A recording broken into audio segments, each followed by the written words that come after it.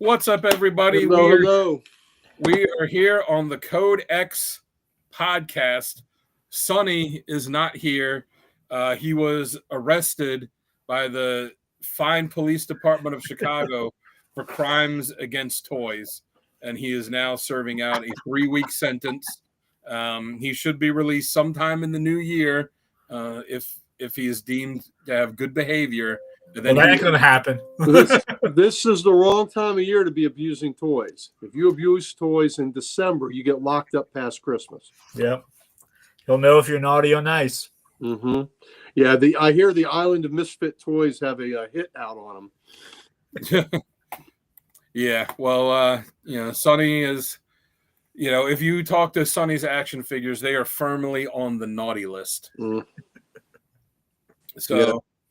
I will do my best to keep the train steady tonight. But, as always, I got the mighty Mike Harbor with me and, the Ric Flair of comics, Uncle Gary. So we'll try and keep the train rolling on time and keep these two from getting it from derailing me. The train rolling on time did not end up well for somebody in the book I read. That would be Mussolini. The Nemesis book. The train rolling on time was not a good thing. Yeah, Mussolini he got the trains running on time. He still got hung. Was he hung or dragged through the streets to his death? Or was he hung and then dragged? I think he was dragged through the streets to his death, then hung. Wow. That seems like the very definition of overkill. Yeah, that is the double kill. Double shot. Could it be any more? What's up, Mr. Keith? Double shot. Double shot. We got a good show tonight. We got, as always, we got the news. There's a few stories that are out there. We've got an F-lister that I sent this character to Sonny weeks ago. And in fact, last week I said after the show, I'm like, when are you going to use that one I sent you? And he'd forgotten about it. I was like, well, I'm hosting it next week. I get to pick. Well, so see, that's... I can't wait to see which Legionnaire you pick. You keep laughing up, monkey boy. You keep going. We're gonna discuss some Legion shit in this. And Dan, I know Dan's got my back. You got your flight ring, Dan? I got it. You know what? It's across from me. When we go to the intro, I'll grab it. Yeah. Somebody needs to see some more Legion flight ring today. He's a skeptic. If they were real superheroes, they wouldn't need a flight ring. Not all of them do. Not all of them do. Do I have a flight ring? Let me check. I gotta check my box. But so we got that. We got the. Yeah, you don't have a Team Titan. Wait a minute. You don't have a Team Titans ring, do you? Oh, that's right. They don't make those. That's right. We don't need rings. They don't make those.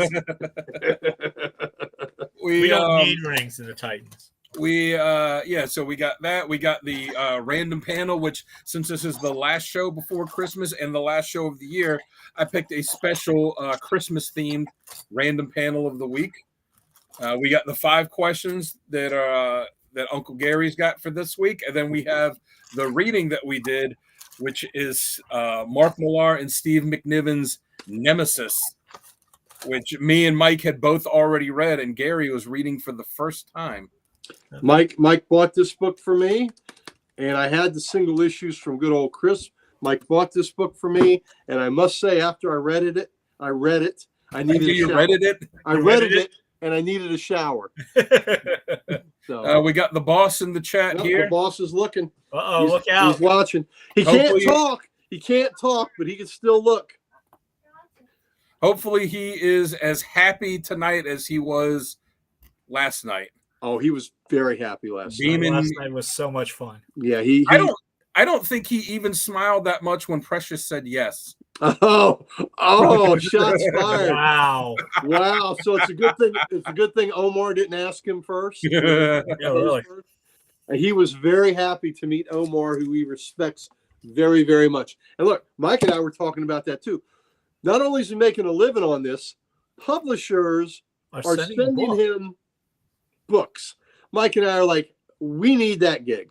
Yeah, how do we get that? I'm gonna message him and say, how do we get that gig? Yep, that is pretty awesome. 100-something thousand followers do that, right, Dan? Yeah. The 100,000 followers he has. All right, we have to get the followers going. Oh, and we got Sal here too. Oh, Big Sal. Sal. What's up, Sal? Is Sal in the slabatorium or is he mobile? She heard that and did the death turn.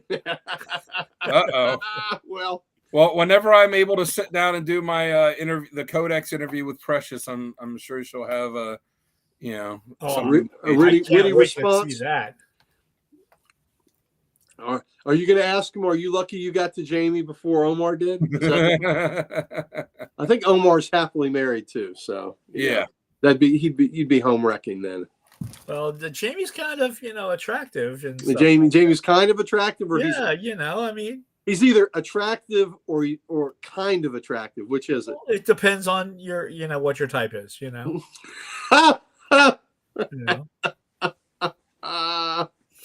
Well, we should just say Jamie's attractive. Jamie's attractive. There you go. Kind of attractive isn't really a great comment. He's kind of attractive. Well, I'm saying this so Promise doesn't get mad, Oh, okay. Well, we don't want Gary Promise. Happy birthday to Gary Promise, wherever he is. Yeah. Oh, what's up? What's up, Adam? Thank you for joining us. Hey, Adam. I'm a mayor at best. Mr. Berry. Well, hey, I have to pop out for a second. My dad picked my daughter Emily up from school today to take her out Christmas shopping, and they just got home. So I'm gonna have to run upstairs real quick to make all sure. Right. Go ahead. I swear we won't talk about you at all. Yeah. I assume that whenever I'm not around, that people either completely forget that I exist or they have nothing but bad things to say about me. We will say good things. We will say all good things. Go ahead. No fears. Don't worry about it. We're still on the pre-show, so I will be right back.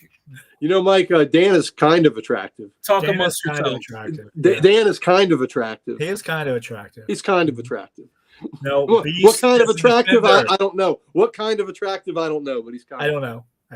Yeah. So very good. No, so we for those that care. Oh shit!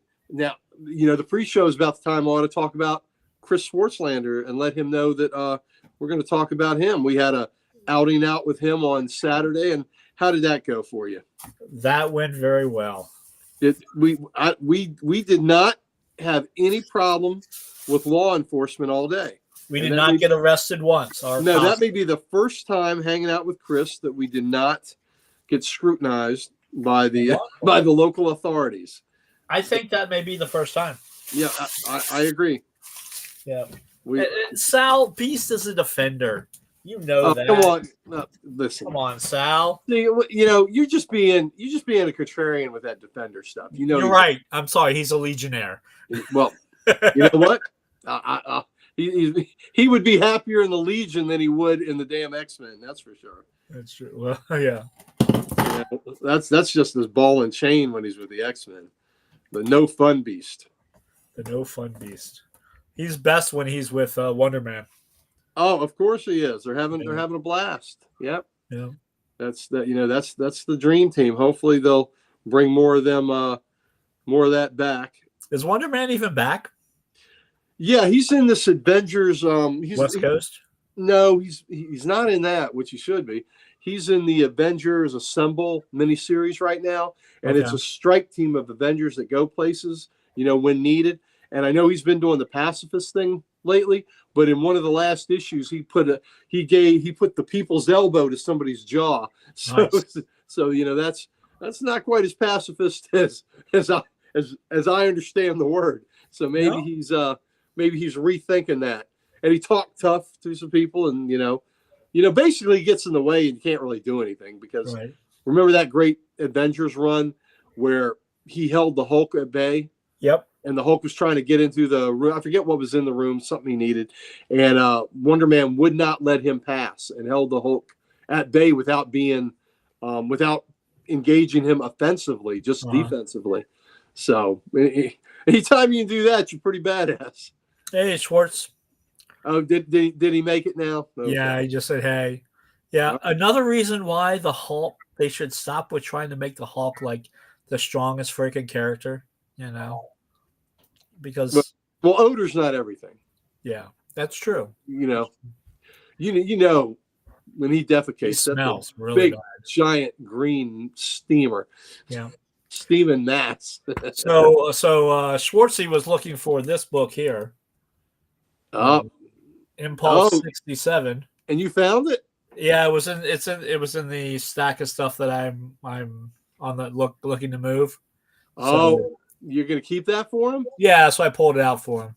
How many times does that make it that you've pulled something out for him? I've never pulled out for Chris before. This Okay. is the first time.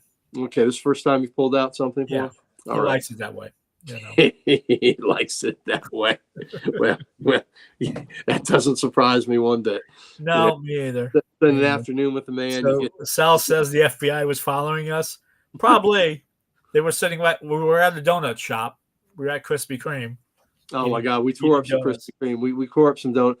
Though I'm really disappointed. We did not eat the volume of donuts at the Krispy Kreme that we could have back in our Halicon days. I will say that all donuts were gone on Sunday by Sunday evening.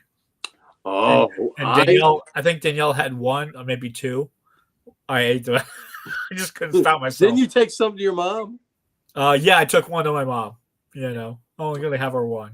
Oh, well, we got 24. We shared some, including with Chris and with Laura Comfort, who came over to go see when we went to see It's a Wonderful Life. But I had donut. I think I had a donut. I definitely had one Monday. I think I had one Monday night. The donut died. The last donut left. Uh-huh. So I made it a day longer than you did, but I had a second dozen to work on. All right, let's see what comments I gotta. They're all rude comments. Yeah. There you go. There you go, Sal. I'm sure the FBI was. Oh, yeah. And very true. That was very true. Mike and Gary, that's right. What did Bane say? Speak of the devil and he shall appear. Well, the devil, somebody texted the devil and he shall appear. Yeah, somebody texted the devil. That sounded more like Yoda. It's funny because Bane is kind of like a cross between Yoda and Darth Vader. Ron Connery. Oh, yeah. It's all kind of like the same voice. All these drones. The way I do the Bane voice is I kind of cut my mouth like if I'm doing Darth Vader and then speak in a British accent. Yeah. So you think of the darkness as your friend. Molded bad. Speak of the devil, and he shall appear. Well, then you have to get that. That's pretty good. Once in a while. That's pretty good. That's pretty good. One. I like it. Hey, the Schwartzlander to be with you. Well, we got we got the Schwartzlander, and be careful what you wish for. Yeah. Because when he's with you, it's an outing. Yeah. It's an outing. But we had a good time. We had a good time. Bought some books. Some of us bought a little too many books. Well, now Mike did buy more than the others. Mike went a little nuts. Mike went nuts. We went to in Hagerstown to where our buddy Dave Wolf has his stand because we have Dave on speed dial. Mike called him up and Dave magically appeared. Dave magically appeared and came down and of course we got the discount because Dave was there because we know people. That's right. We know the owner and got a nice discount and Dave hung out with us. There were a couple times where Dave said, I'm going to the front to get a drink because he had to get away from there was somebody in our group that was loving Nazis and everybody loves Hitler. yeah. In the current environment, everybody loves Hitler. Hitler sells. Hitler sells. Like monkeys. Monkeys sell. Monkeys do sell. Monkeys do sell. DC always made sure they had a monkeys on their book because monkeys sell. That is exactly right. You know what? That reminds me. I got this thing I saved on here, and I keep forgetting to bring it up. It was something that Carmine Infantino. Definitely Sal. Cash is king. You know it. Yep. Oh yes. Always, especially at convention. All right, so this is Carmine Infantino's 7 things guaranteed to sell a comic if shown on the cover. One of them will be monkeys. During the late 1960s and early 70s, while he was DC's publisher, Carmine Infantino had a list of 7 items which he claimed would have dramatic effects on the sales of any given comic if they were shown on the cover. and then he lists 7 things. Do you want to take a guess at them? One is monkeys. Hitler. Monkey. I'll give you monkeys. Number 1 he has is gorillas. Gorillas. Yep. Well, Gorillas. That's what we say monkeys, and we mean all. Yeah. All, Apes, big and you go large. all sapiens. Yeah, all sapiens, Yeah. which is us. We're sapiens. Hitler does sell comics. He has a shop. He I does. mean, look how much that issue of Heidi costs. Yeah. The girl who loves his foster. No, Hans. Is it Hansi? Hansi. It's Hansi. Hansi, yeah. Hansi, I have the that. girl I have that book. Mike has that book. Really? Yeah. Nice. Yes, he does. Right. Let's see. Boobs. Not In one the of late '60s, he did not have that on there. Bondage covers. Nope, not on here. No. The hero in Jeopardy. Number 6 on the list is the hero crying. The hero crying. Power Girl. And her fantastic She power. wasn't. Hadn't been invented yet. Uh, Power Gainer, fantastic. I know the gravity-defying powers of Power Girl. Let's see. Time travel. Skulls. No, Skulls is not Oh, on no. here. Time travel. Flying saucers or aliens. Nope. okay, so we've got what are our good answers? We've got skulls. We've got No, gorillas. skulls or Oh my skulls God, on it? Chris. Butt plug. No, amputees. Chris, not books you would buy, books the general public would buy. Skulls was not on that list, was it? No, Skulls No. is not on his list. It's just hero crying and Gorillas. and gorillas. Hitler. No Hitler. No Hitler. No Hitler. The villain. no. Villain's getting a beat down. Clash covers. No. I like Clash covers. No. Legion of Superheroes. I've seen this. I've seen this list before, and I just can't remember. Yeah, I can't remember. All right, here I'll give it to you. Yeah. And I don't know if if these are just in random order or what, but he's got gorillas, dinosaurs, Yeah. motorcycles, a purple background, Ooh. the city in flames, the hero crying, and a direct question to the reader. What is the startling secret of the 7th superhero? Whatever. Yeah. You Those know, are the 7 things he says guaranteed to sell. and if you can put all 7 on one cover, that's a blockbuster.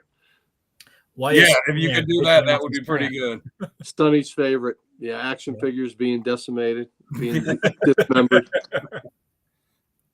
What we say, Sonny's mom was a little deviant. Yes. I don't know, Chris. I mean, maybe like Chris said, Santa with an axe. That would make me at least pick it up and flip through it. That would be a Carmine Infantino cover Yeah. Mhm. or a Bernie Wrightson cover. Same Yeah. with an axe. All right, so yeah, you guys ready to go? You guys ready Let's to do it.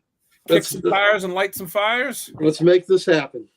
All right. Well, since I am in control, I get to pick what we start with, and as it's the one that I like, we are going with aliens. Because really, let's be honest, how else could Santa make it to every kid's house all throughout the world in one night if he didn't have some weird alien technology? Well, and right now they're off the reservation because they're in New Jersey. Yeah. Maybe Everywhere. they're prepping for Santa. They are. All right. We'll be back in a minute. Not that.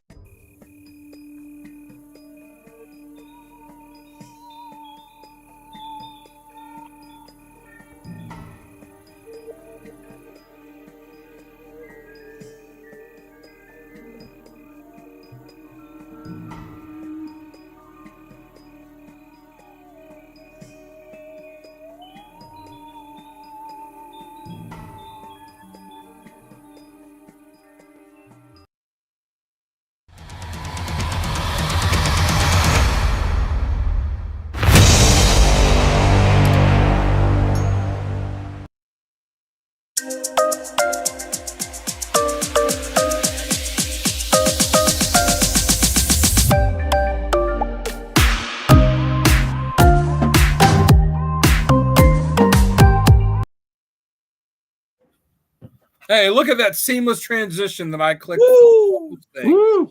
Very good. Made me. Yes, you know what? Bougie Violence and Violence. Monsters, I'm sure would sell covers. They're here to see the end of the world. Yeah, well, they're not far off. What's up, everybody? Welcome back to the Code X podcast. This is episode. Oh hell, what episode are we on? 400, 729th. One more than the last episode. Yes, one more than the last. 137, I believe. We are on 137. I am your host for tonight, Dan Kelly, joined by the mighty Mike Harbor. I'm filling in for Sonny, by the way, and also joined by the Ric Flair of comics, Uncle Gary himself. Woo! So I don't know if you're the uncle, if you're the Ric Flair of comics and you two are best friends, which tag team would that make you? I'm Arn Anderson, baby. Would you be? I don't know. Maybe you'd be like the Heart Foundation. Nah. We got. We're the Four Horsemen, and you're one of us. You're the Tully one of us. Blanchard. And we're the Three Amigos. I call dibs on Steve Martin. Here we go. Woo! All right, so we got. Can we get the outfits? Yes. Yes. Listen, if you're trying to put the three of us in those outfits, there aren't enough sequins in the world, because that's a hell of a lot of material. I guess if we're the Four Horsemen, who's the fourth one? Is it Sal? Is it Chris? I don't know which horseman he would be. Is there a horseman called Chaos? There's been several horsemen.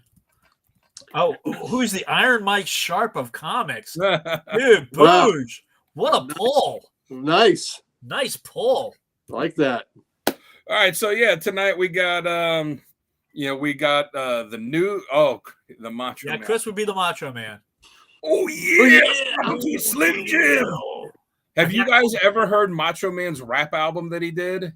Actually, no, I I have. hope to never hear that. No, it's awesome. So fantastically terrible. Yes. Especially the diss song that he did, the diss track he does for Hulk Hogan, where he's like, "Be a man, Hogan." It's fantastic. Wow. Terrible. My throat hurts now. I don't know how he did that all the time. You Yeah, can't- so we got the rundown that we're gonna get to. We've got Variant Insanity. Sal's giving me the info for that. We've got Right or Wrong, which the 5 questions this week from Uncle Gary. We got the random panel of the week, which I have picked as a Christmas theme since Christmas is next week. Nice. We've got the F list, which I have also picked because I'm in charge tonight and what I say goes. Right. And then we've got a review of a book that me and Mike read when it came out, and Uncle Gary just read, Mark Millar and Steve McNiven's Nemesis. I feel dirty after reading this. Barry Horowitz there is a fool. Barry Horowitz. Barry Horowitz. The what was he? He was the Brooklyn Brawler, right? Brooklyn Brawler. You know, as a kid, I was always partial to George the Animal Steel.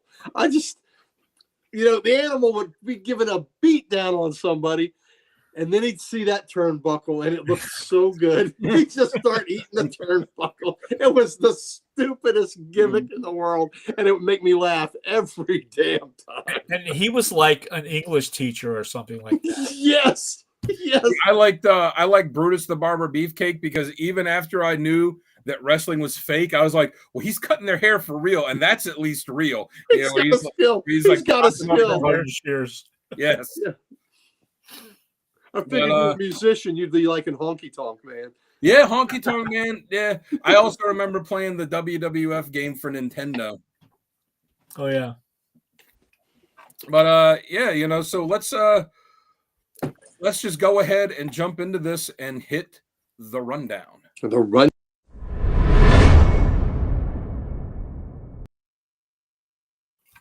I'm sorry, Gary. That is 2 times I have unintentionally cut you off. That's okay. Okay. I'm gonna have to keep the theme going, I guess. All right, so let's start with news.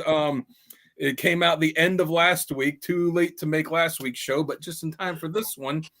Chris Evans has been announced that he will be returning to the MCU for Avengers Doomsday, but it has not been announced who he's playing. So he could be Captain America, he could be Human Torch, he could be a Robert Downey Jr. and be someone else completely. Maybe he'll be one of the other many comic roles that he's played for other companies, and he'll show up as his character from Scott Pilgrim versus the World. Who knows? Or from Bush. Yeah, we also have the Superman trailer that's being released tomorrow, even though I personally tweeted at James Gunn if he could release it today. And he didn't, but he released a teaser trailer for the teaser trailer because those are the ridiculous times we live in. So we're going to hit on that. You know what they call that? That's a tickler. We got the news that Spider-Man Beyond the Spider-Verse has been delayed. We got Nomad. That would be good. Yeah, we got the announcement of the Marvel Godzilla one-shots. And just coming in that I saw right when I was sending the link out to these guys, Kevin Feige has confirmed that they are doing a Black Panther 3, which we already knew because Denzel Washington said something a few weeks ago promoting Gladiator 2 that they were writing a role for him in it. So, wow. As long as it's not what's her name being the Panther again, they got to recast it. They got to recast the Black Panther. It's too important a character to not have a T'Challa there. Yeah.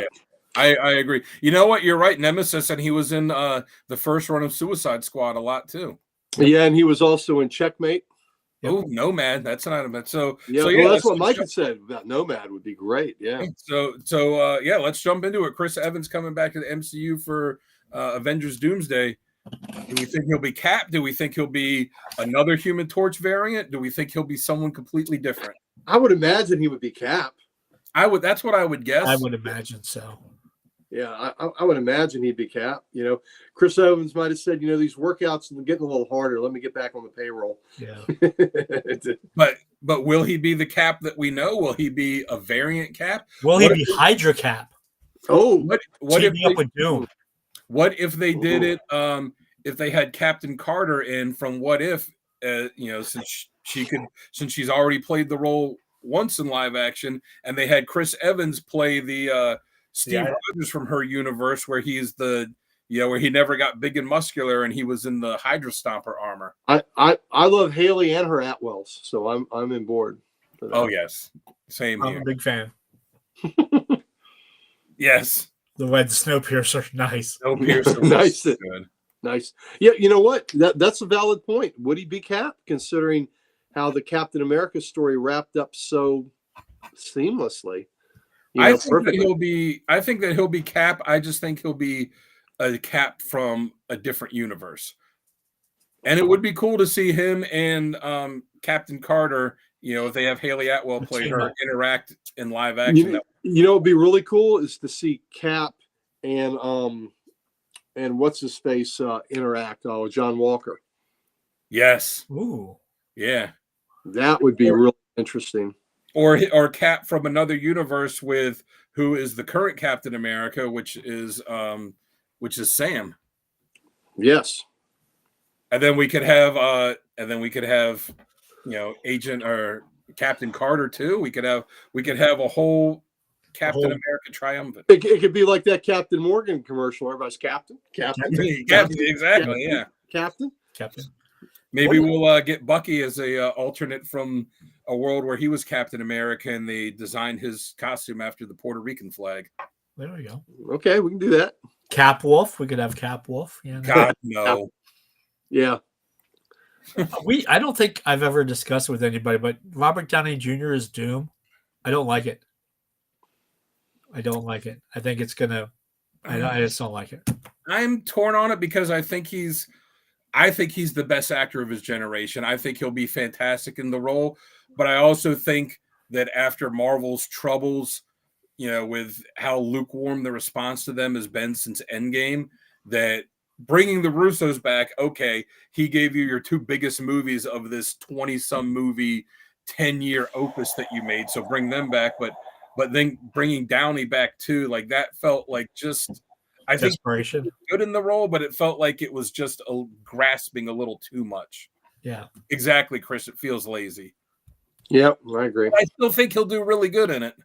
I think because I think they're throwing up a Hail Mary here, hoping Downey can recapture some of that magic and that waning enthusiasm. But it also, it definitely plays into the nostalgia, but it also leads to the question too. Dr. Doom is one of the most major Marvel characters. if you have Downey playing him for only 1 or 2 movies, what do you do with that character moving forward? Are they going to have someone else also play Doom, and he's just, he's a variant? Like, it seems like you're not going to be able to get him to play Doom for another 10 years. So I don't know. We'll have to see. I don't think he's doing anything else. I haven't seen him since. Anything. Well, I've seen him. He won an Oscar last year for Oh, Oppenheimer. Oppenheimer. Yeah, that's right. I mean, Oppenheimer, yeah. Just the little thing that he walked away with an Academy Award for. Yeah, see how unimpressed I was, even though I love the movie. Well, I tell you what, I think he was fantastic. Oh, Oppenheimer was an awesome movie. Oh, yeah. I mean, the movie was awesome, but Downey in it was fantastic. Oh, well deserving of that Oscar. He was phenomenal. So talking about other movies, Superman, long discussed. Tomorrow we will finally get what should be the first look at it, though we got kind of a peek today because there was the teaser for it where if anybody has seen it, just type in Superman teaser on Google, it'll come up, and it's just a bunch of people looking up, and then it has something that says, I think it just says look up, and then you see, kind of him flying in the clouds. What are we expecting to see in this? It says it's a teaser trailer. You think it'll be 30 seconds, a minute, 2 minutes? What do you think we'll see in it? 30 seconds. Yeah. Yeah. I think if they do the trailer like they did the Thunder, what's the name of that group? Thunderbolts, where they just kind of, it's all little flashes of things, 30 seconds of just bits and pieces, That Thunderbolts, the last trailer I saw, was pretty funny. Yeah. So, And, hi, I'm Bob. yeah, Bob. I'm Bob. Most powerful entity in the Marvel universe, almost. Yeah. The most powerful entity, except for the one above all. Yeah. I don't think it'll be a full trailer. I'm guessing 45 seconds to a minute. It's got to be more than 30 seconds because the teaser we got today was almost 30 seconds, and that was a teaser for the teaser. So I think that we'll get, I don't know that we'll get a full shot of him in costume. I would guess it'll probably be a shot maybe of him getting ready to turn around and show the costume, and then it'll like cut to, the logo or something. Yeah, they won't spoil it, I think, by showing him. And this is a summer release for this, is it? Let me look that up real quick because I don't remember. I think Thunderbolts is spring, right? Like April? Superman, July 11th, 2025. 7-Eleven. Get your Slurpee. Yep. There you go. Yep, and Thunderbolts is May 2nd, 2025. So just as Thunderbolts is wrapping up, then we'll be getting Superman. I'm looking forward to the Thunderbolts movie. That looks really good. I was not at first when they announced the cast. I was like, all right, I care about Bucky. I care about Yelena. I care about John Walker. I don't really care about the rest of them. But after seeing the trailers, I'm like, man, this looks like it's going to be a really fun movie. It's got my cousin in it, Dave Harbour. Yeah, that's right. Oh, nice. Yeah. You should get him to invite you to the premiere. He should. They're cousins who don't know each other. Yeah. Oh, that's we have to reconnect. We've kind of lost contact after a while, Yeah, it's like After, Dan how old Marino are you? After 58 years. That's 58 years. Yeah, 58 Dan years. Marino is part of my family tree on my grandmother's side from Pennsylvania, but he's so far removed he has no idea that we exist. Well, oh my God, you and Sal are paisans. Wow, I didn't know that. Oh, I'm so sorry. I love how they're embracing the original logo in 30 Superman. It embraces the past, but doesn't play to nostalgia because none of us are that old. I don't really think it's Gary is that old. I just turned 60. I'm kind of getting there. Gary is 260 years old. I don't think it's the original logo. I think it's the it looks like the Kingdom Come logo. Yeah, it's more like the Kingdom Come, which they replace the black with the yellow. Yeah, it kind of harkens back to the, to I think stylistically. It's not the same, but I mean just kind of that, Art Deco style, I think. Because you look back at the original logo and it's shaped almost like a police, like an shield. Old police shield. Yeah. Yep, it is. I've said it before. I'm disappointed in the logo they chose for him. I wanted to see the classic logo, but the rest of the suit overall looks good. I'm glad they gave him the trunks. I was never a fan of them taking the trunks away. Yeah, it's cheesy and dumb that he wears the trunks on the outside of his pants. It's also a movie and a comic about a guy that is an alien from another planet that gets powers from the sun and flies around. So, let's not go too overboard with how dark and gritty and realistic it has to be. So because he was an alien from another planet, he didn't know any better. Oh, okay. Yeah, he wears underwear on the outside. Yes. Yes, I am very happy about them doing the Bullet logo. The again. DC Bullet back. Yeah, that was fun. I love that. Yes. That was a wonderful gun. Thumbs up on that move. Yep. The DC Bullet coming back.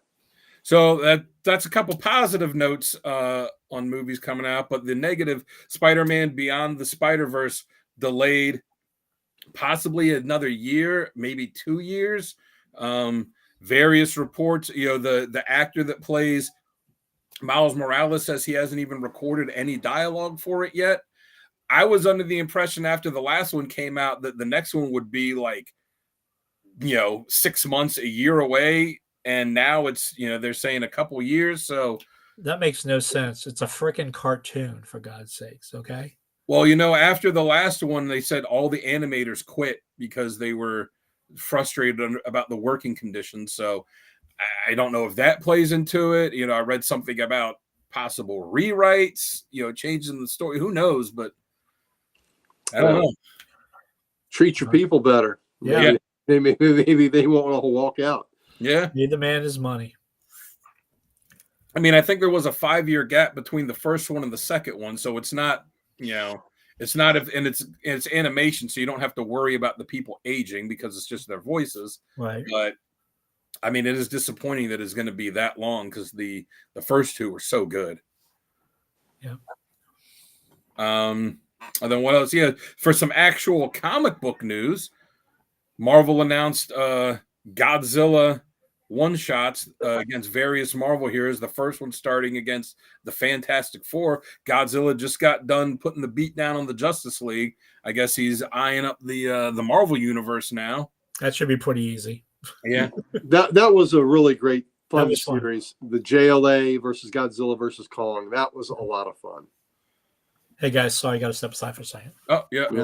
So maybe that's what we need. Maybe we need Marvel versus Godzilla versus Kong versus DC. Well, there you go. I just matter of fact, this weekend at Beyond Comics, I picked up that hardcover. I hadn't picked it up yet, and so that was one of the things I got there, courtesy of Sal, who had given me a very generous gift card to the Beyond Comics for my birthday back in July. So I was. Oh, that's right.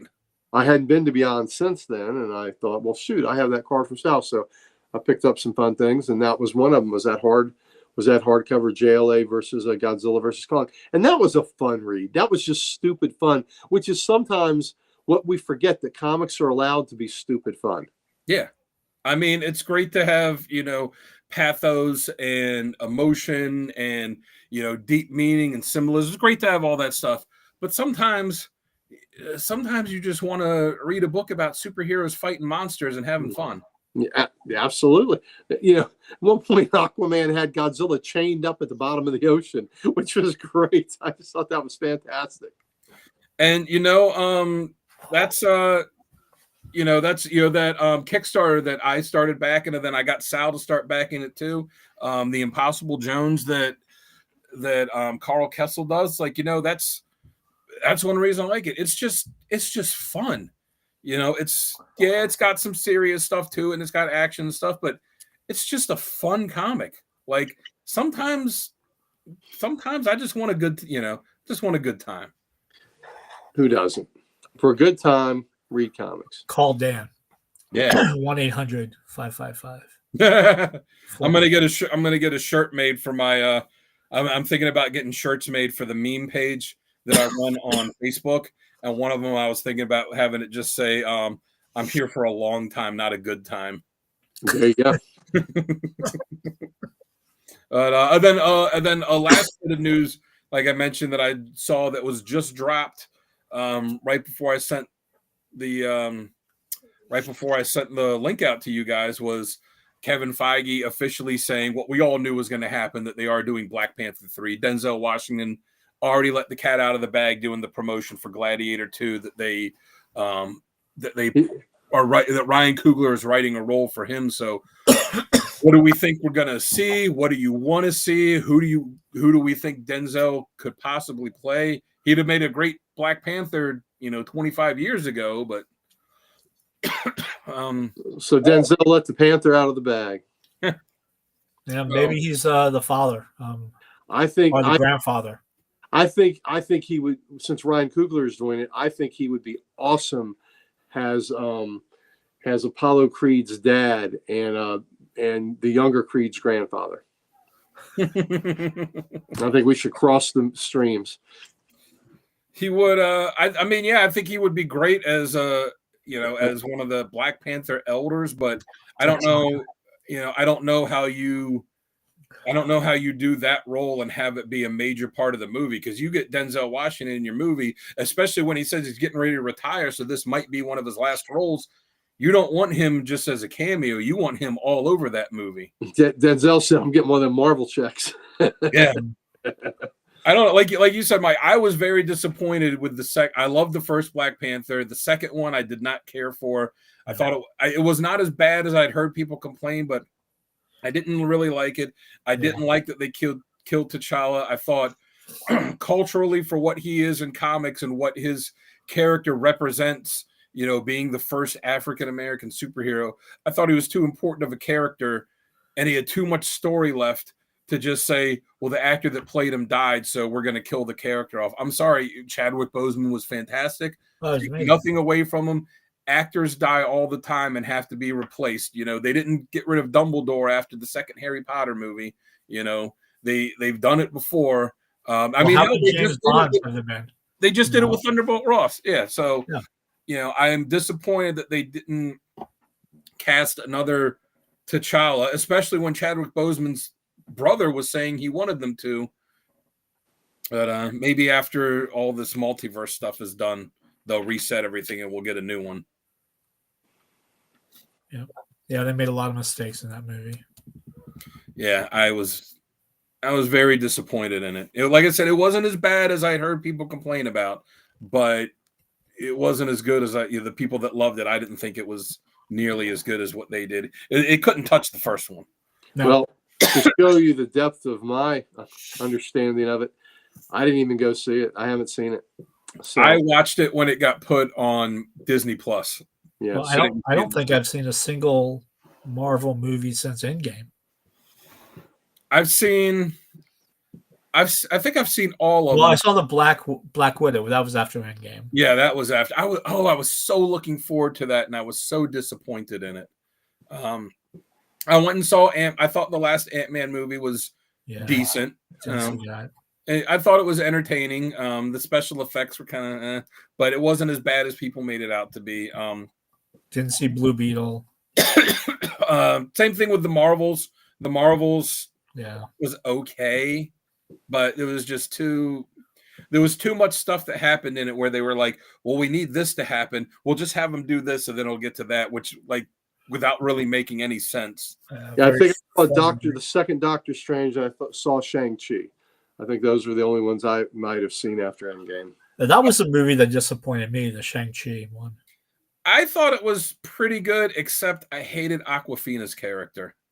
Yeah, I mean, it turned into a I don't know. I just didn't.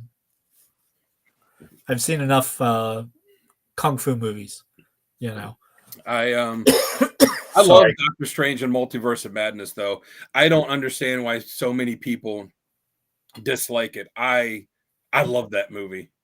Yeah, maybe because I'm a Sam Raimi fan. I thought it was fantastic. Well, the way Scarlet Witch killed the Illuminati was amazing. That was pretty brutal. Do we consider Fantastic? Oh yeah.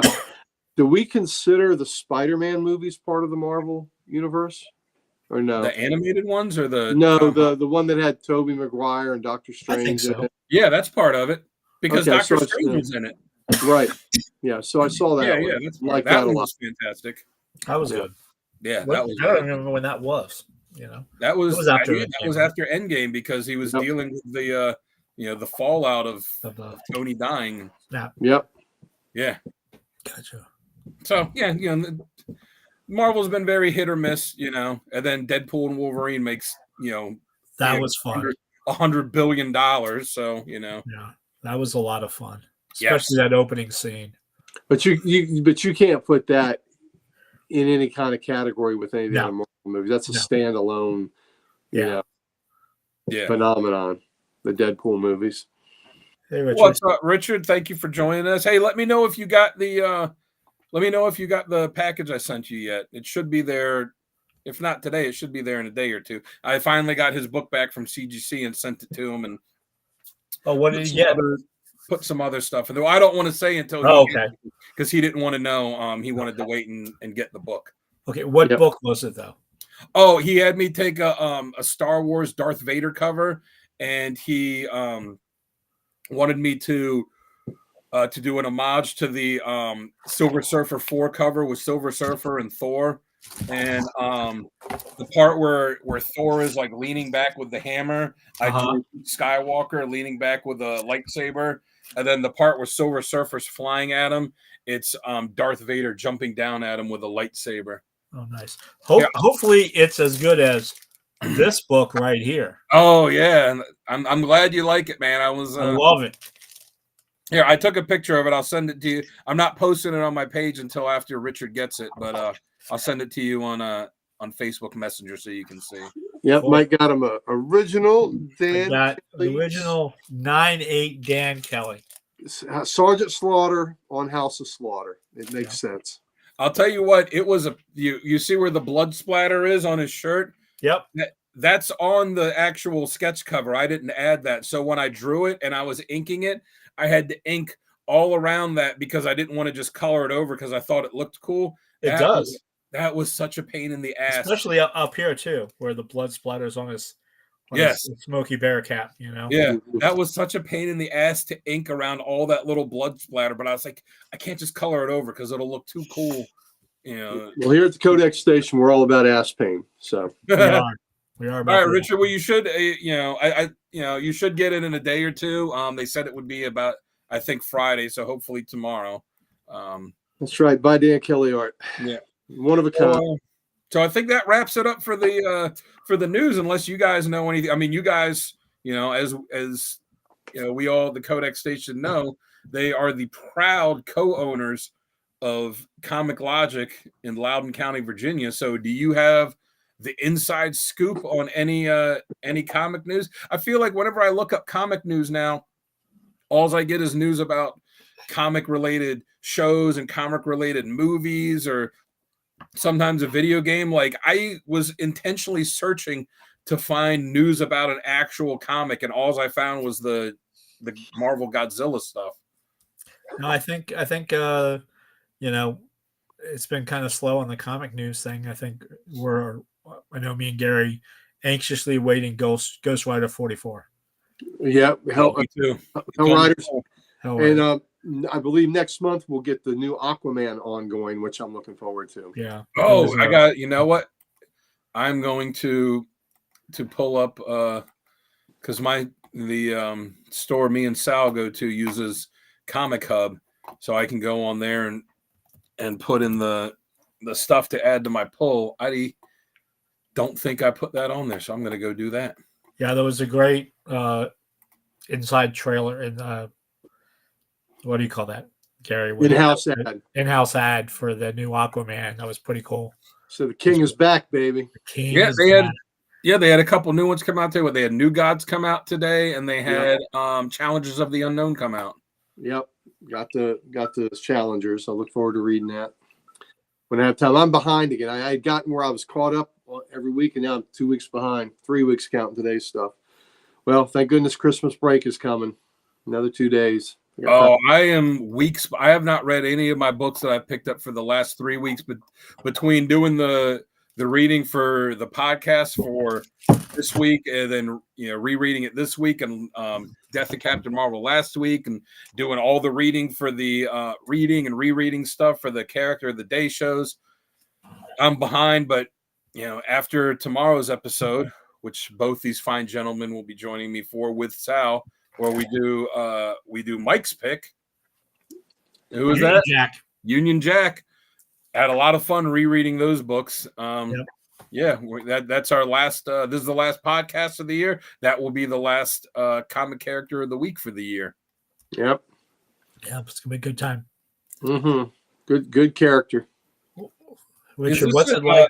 Aquaman and the Lost Kingdom? No, that's a special. That was a movie. That was the movie. That was the movie. That was 2023. Why am I not seeing the new Aquaman? Aquaman Andromeda? Oh, that was one of the larger titles. That was the Black Label book. Black Label book. Yeah, it's a really bad art. Yeah, Aquaman: The Becoming. I don't see Aquaman on here where I can even request it. It's coming up soon. If not next month, the month after. Maybe that's why. Maybe they just haven't put it up yet because I've been trying to go on here for. Well, they'll have plenty of issue 1, so you should be good there. Yeah, because I've been trying to go on there to look up what the variant covers are going to be for the first part of Batman Hush 2 when they start it, and they don't have that up on there yet because I want to make sure if they do something good that I don't miss a good cover. Yeah. Richard, what it's like working with Uncle Gary. Well, Richard, my job is to keep Uncle Gary in line. Listen. And to keep the keeper of the sacred text, which he leaves everywhere. That's right. Sacred text everywhere. The sacred text is Gary's holy grail of his collections and things he needs, and he's constantly leaving it all over the place. So I'm constantly having to follow up and say, Gary, I have your book. Now, to be fair, Mike and I don't actually work together. We are one of 5 co-owners of Comic Logic. We do not run the register. We run our mouths when we get there. Lots of running the mouth. Lots of running the mouths. We entertain the folks. We hold court, when time calls. We're there at owners meeting. We do events and stuff like that. So we don't technically work there, but we do work together as part of the ownership team. Yeah, and we work together to spend each other's money. I try to help him spend his money. He tries to help me spend my money whenever we go to a con. You got this one? You got this one? When we were at Timber Grove Traders, where our buddy Mike Wolf was, that brought back memories. Mike, who loves him some Sergeant Rock. Mike had a great Sergeant Rock statue there, and it also had a little card signed by Joe Kubert, really signed. Oh, nice. Yeah, a real actual handwritten signature card there. And so Mike was hemming and hawing about whether he's going to buy it. I said, well, I'm going to make this real easy for you. If you don't buy it, I will. And damn if he didn't buy the damn thing. I don't know why he's giving me that card. He knew he couldn't walk out of there without that thing, but I forced the issue and made him buy it. And he comes home with a great Sergeant Rock statue. And I believe that's the only Kubert signature you have, right?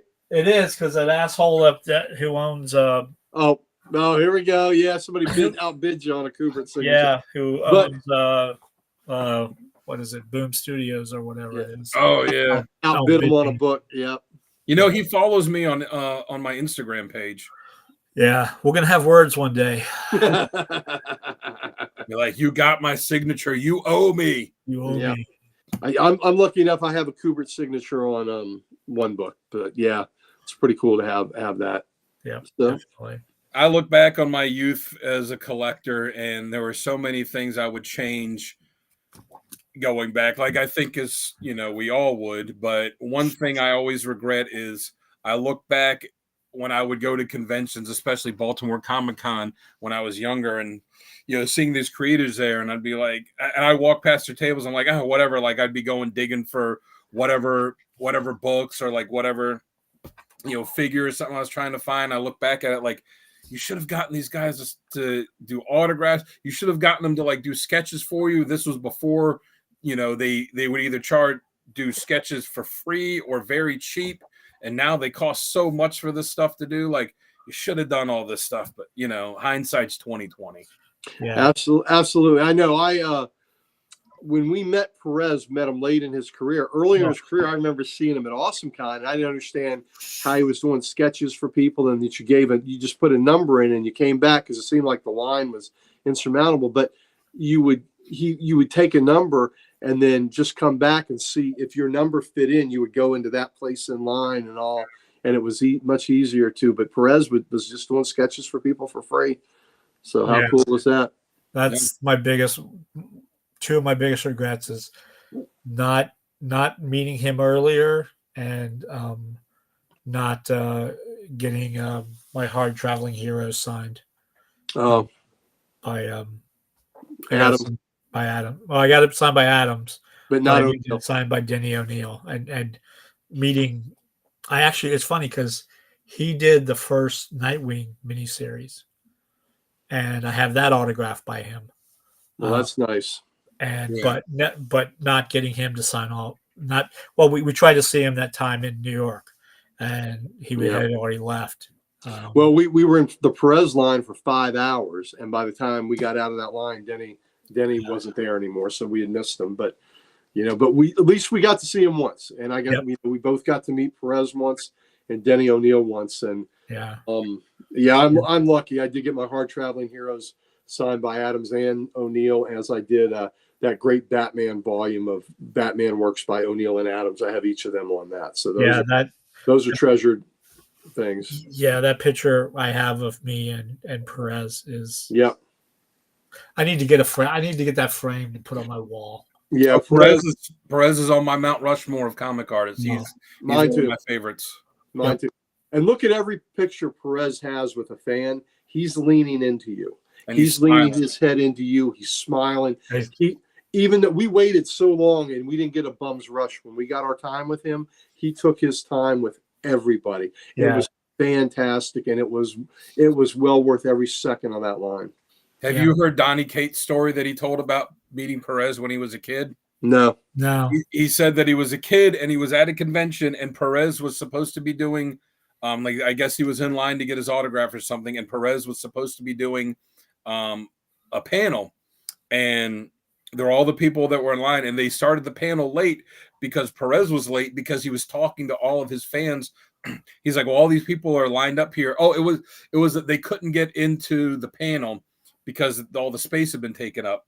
So he went out and just kind of said hi to all the people that weren't able to make it in. And Donnie Cates, as a little kid, was one of the ones in line, and he showed them all these drawings that he had done, which was just him. And he said, he's like, all I had done was trace, they told him, it's like, oh, I traced all of your drawings and did these. And he said Perez was like, oh my God, those are so great. You're so talented. And was just propping him up. Like, you're so talented. You just keep at it. You're really good. And he's like, and that meant the world to me, that I'm just a little kid just showing him tracings that I had done of his work.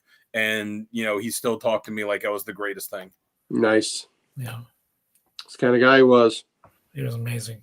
Oh, he was the best. All right. Yeah. You guys want, Richard wants to know who's on your Mount Rushmore. You guys want to? Yeah, go ahead. All right. Who do you got, Mike? Who is on your comic artist Mount Rushmore? So obviously Perez, Heath, Russ Heath. Yep. Russ Heath, Joe Kubert.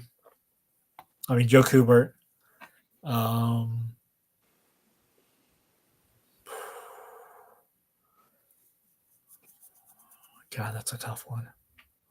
Maybe I'll throw a Jim Lee in there. He's amazing. Yeah. Right. That's a good modern pick. Kirby, Perez, Lee, and Starlin. That's a good one. That is excellent. Oh, I take it back. I scratched Jim Lee, Bernie Wrightson. Oh, nice. Now you're talking. Yeah. Now you're talking. All right. So my number one spot is Bernie Wrightson, baby. I worship at the altar of Bernie Wrightson. Bernie Wrightson for me, George Perez, Wrightson, Perez, Neil Adams, and to throw a modern one in, I got to give Alex Ross some love. Oh yeah. All right, I'm going to go with Jim Lee, George Perez, Alex Ross, and Jack Kirby. I think there's winners. Everybody is named winners. So I have an honorable mention for George Pratt. Yeah. But Kirby, I got to give it to him for, like, his style, could be kind of blocky and stuff at the time. I think a lot of that had to do with some of the people he had inking him, because you look at his work on some books compared to others, and, there were differences, but, like, nobody has the volume of creativity and character designs that Lee had. Like, we talk about some of these creators, like, oh, they created this guy and this guy and this guy. Like, Perez created and designed so many. Oh yeah, or not Perez. Kirby. Yep. Yeah, and listen, I love my Mount Rushmore, but man, the guys that don't make it, I love so much. Jim It's Aparo, hard to pick four. It's super hard. Jim Aparo, Nick Cardy are right behind on that list for me. Aparo, Cardy, I love Tim Truman. So those guys are right there, and then probably Kubert for me. So those guys are so. Oh, you know what? Mike Grill. Grill would be my Grill, yeah. So I mean, that's the great thing about everyone's picks is there's no wrong answer. It's it's all subjective. It's whatever whatever you like, whatever brings the most joy to you. Like, I mean, Richard, that's a great one. Kirby, Perez, Lee, and Starling. I mean, you can make a case for for any of them. Okay, we talked about great gorilla covers. Jim Starlin has a fantastic Weird War cover with Nazi gorillas on. Nazi gorillas. I mean, come on, man. You can't go wrong there. Nazi gorillas. Well, you know what? You talk about covers. Ricky, that's Ricky's making an appearance. Hey, I think that is a perfect segue to Variant Insanity. There we go. I like it. Go.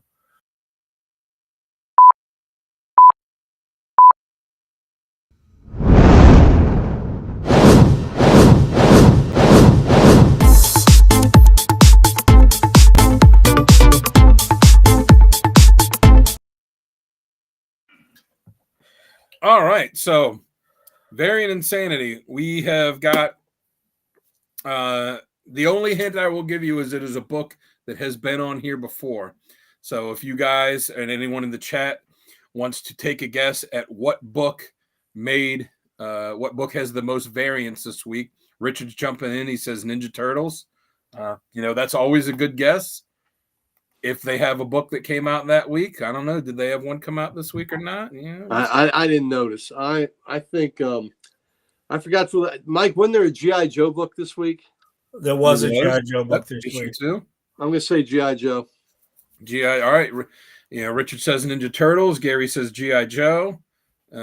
Mike, you want to take a? I'll go with Absolute Superman. Okay. Absolute Superman. I think that was last week. Yeah, that was last week. It was a reprint or something like that this week. Absolute Batman #3 was this week. There were Superman 1 different volumes. They were right, but Absolute Batman was in the new book this week. Yeah, go with Absolute Batman. All right, so Richard says Ninja Turtles. Gary says Joe. GI Joe. Mike says Absolute Batman. Anyone else in the chat want to guess? I'll give the Sunny 10 countdown. 10, 9, 8, 7, 6, 5, 4, 3, 2, 1. Oh, nice. Like how you ended. Answer is Thunder. I thought they were last week. Wait a minute. I thought they were last week. No. We asked when they came out. We were told last week. No, I'm getting my info from Sal. No, Sal's probably right. Sal gets the info from the CLZ app. Rob did us dirty. He did. Rob did us dirty. He told us that was last week's book. So, it is Thundercats issue 11. As I said, Sal got the info from the CLZ app where he's getting it from now. Do you all want to harbor a guess as to... Did you mean like Mike Harbor? Yes, Mike. Yes. Oh, real quick, Chris is saying his Mount Rushmore: Perez, Wrightson, Corbin, and Ross. Oh, Corbin's another 8. So many good ones. Yeah. Oh. Richard going with his default pick of 54 covers. Chris, vegetable lover was not the winner this week. I'm sorry. There's so many different vegetables. So yes, Thundercats number 11. This is the A cover for it. You guys want to 26, one for every letter of the alphabet. All right, Gary says 26. Richard says 54. I say 15. Mike says 15. Don't doubt Sal. He knows variants. Yeah, he should because he buys all of them. Because he is a variant. He is a variant, yeah. All right, I'm going to give you the 10 countdown again. 10, 9, 8, 7, 6, 5, 4, 3, 2, 1. The answer is 27 variants. Oh, missed it, man. Oh, so close. Oh, Booze was close too, 21. But you know what, Gary? By as always, by Price is Right rules. Didn't go over. Closest without going over wins. So Yep. You are the big winner tonight. I'm the big winner. You're the big one. Mike will be giving you your prize at the shop next time he sees you. I will. Every time I see Mike, it's a prize. All right, so we got the next segment we're going to be going into is it right or wrong. That's the 5 statements that Gary. Here we go. I got to see where to point that Gary has there. I don't. We don't have a fancy intro for right or wrong. That's right, Chris. You still awake, baby? Because we're gonna need your input on this. All right. First off, what we have talked about, the Superman trailer will be awesome. I'm gonna say right. I'm gonna say right. I'm gonna go with right. I'm gonna go with right. Who says he wants a replay? I'm gonna say a hopeful right. Oh, yeah, another good Mount Rushmore. Cooper. That's good, Bill. That is exceptional people on that Rushmore, baby. Yeah, I'm gonna say right. I'm gonna say right on that. Chris, it's coming. It's coming. We got a question for you, buddy. All right. Bougie says right. Richard says false. Oh, well, Richard. I hope you're wrong, Richard, but you may be right. All right, number 2. Matt Murdock is Marvel's #1 man whore. True. False. Oh, you got another man whore? I believe so. Okay. All right. I'm saying it's right. I'm guessing that for Chris is saying for 1 right. Mr. Keith says right for number 1. Wonder who Richard thinks it is. Well, that's what we'll get to. Yeah. All right. Number 3. I want to team up. Daredevil, Nightwing. Oh yeah. Who's got more kills? No, Boosh says right. Yep. Okay. Richard Number three. Oh, Chris makes a good point. Well, you know what? That is but Star Fox has a physical kind of, Yeah, he's cheating. He's cheating. He's cheating. He's got the pheromone thing and stuff. All right. This one, I can't imagine anybody would disagree with this one. Even if Pam was on, she wouldn't disagree with this one. Number 3, Power Girl should never let her boob window close. It should be 100% right. 2, 4, 7, all day long. Right. Yeah. That boob window should never close. No. All right. Here we go. We're deviating a little bit.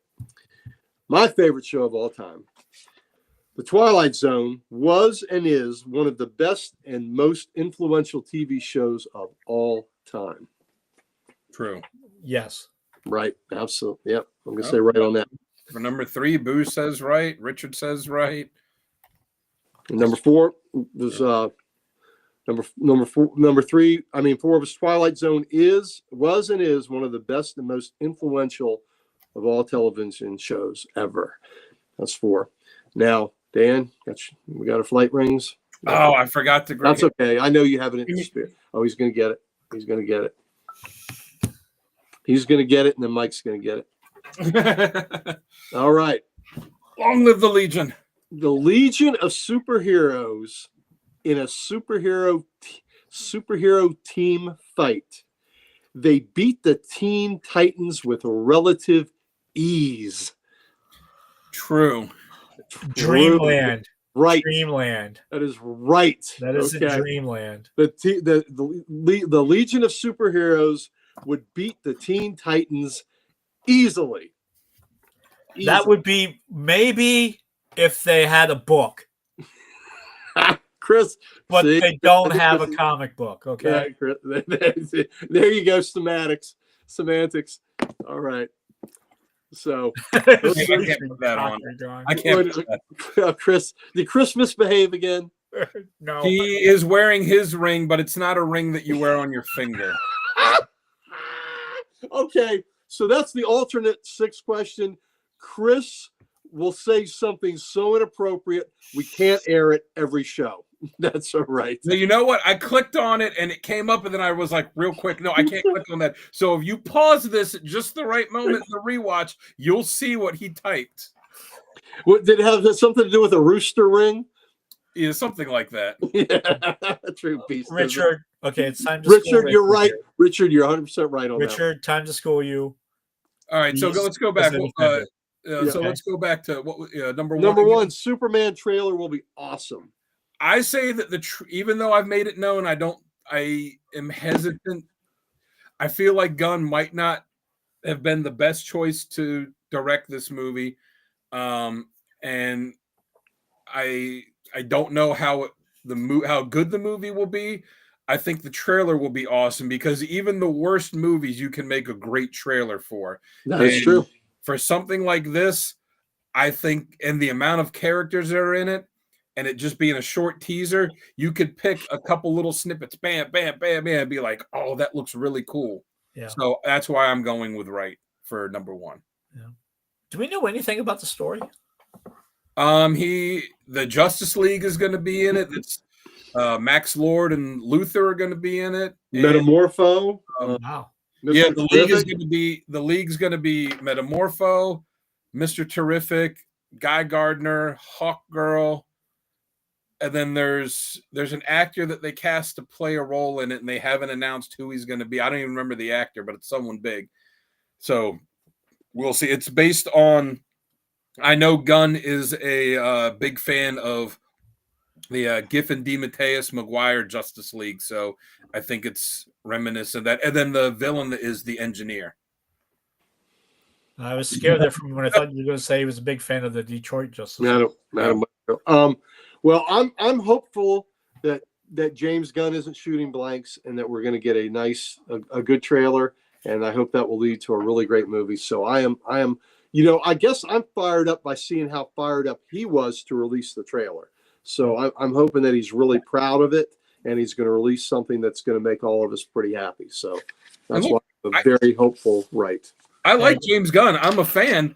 I just don't know that he has the right temperament as a filmmaker to do Superman. I just feel like I'm afraid it might end up being a little too goofy until I see something different than, Right.